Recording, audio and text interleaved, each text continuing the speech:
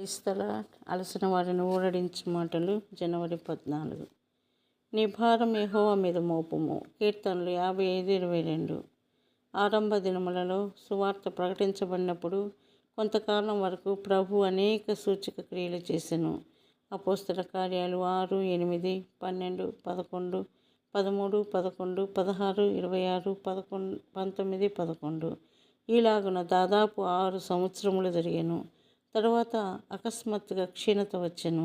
అనేకులు చెదిరిపోయిరి. అనేక మంది దేవుని సేవకులు మరియు విశ్వాసులు చెరసాలలో వేయబడిరి మరియు బంధించబడిరి.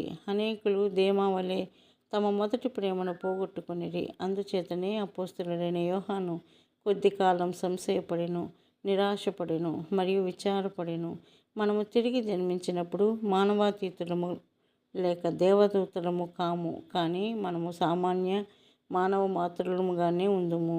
మనం పూర్తిగా నిరాశ చెంది కలవరపడి కృంగిపోయిన సమయములు, దినములు కూడా కలవు. అయితే విశ్వాసికి అది కేవలము స్వల్పకాలం వరకే. మనము పదే పదే ప్రభు యొద్దకు వెళ్ళుట ద్వారా మన భారములు దొర్లించబడుటను కనుగొందుము. అందుచేతనే నీవు నిరాశపడి నిస్పృహ చెంది కృంగిపోయినప్పుడు మోకాళ్ళపైకి వెళ్ళుము, మరియు నీకు నిద్ర వచ్చినప్పుడు కూడా మోకాళ్ళ మీదనే ఉండుము. దానిలో ఏ హానియూ లేదు. నీ భారములు దొర్లించబడినంత వరకు మోకాళ్ళ మీదనే ఉండుము.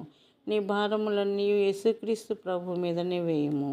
పత్మసు ద్వీపములో అపోస్తలుడైన యోహానుకు ప్రభు ప్రత్యక్షమై నూతన దర్శనమిచ్చెను. అతని కన్నులు తప్పు దిశలో ఉండెను.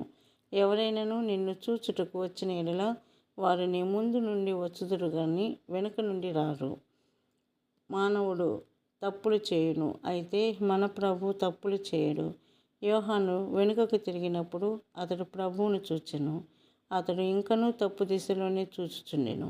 ప్రభు ఇట్లు చెప్పెను, నీవు నన్ను చూడగోరుచున్న యెడల సరి అయిన దిశలో చూడుము. సరి అయిన రీతిగా తిరిగి నన్ను పూర్తిగా చూడుము.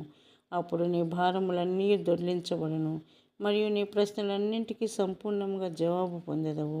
నీవు ఇలాగున చెప్పుటకు ప్రయత్నించవచ్చును, ప్రభువా, నీ సౌందర్యము సన్నిధి యొక్క తాజా దర్శనమును పొందుటకు నీ యొద్దకు వచ్చితిని. నాకు ఏ ఇతర మనవి, సమస్యలు, కఠినమైన ప్రశ్నలు లేక ఏ అక్కర లేదు.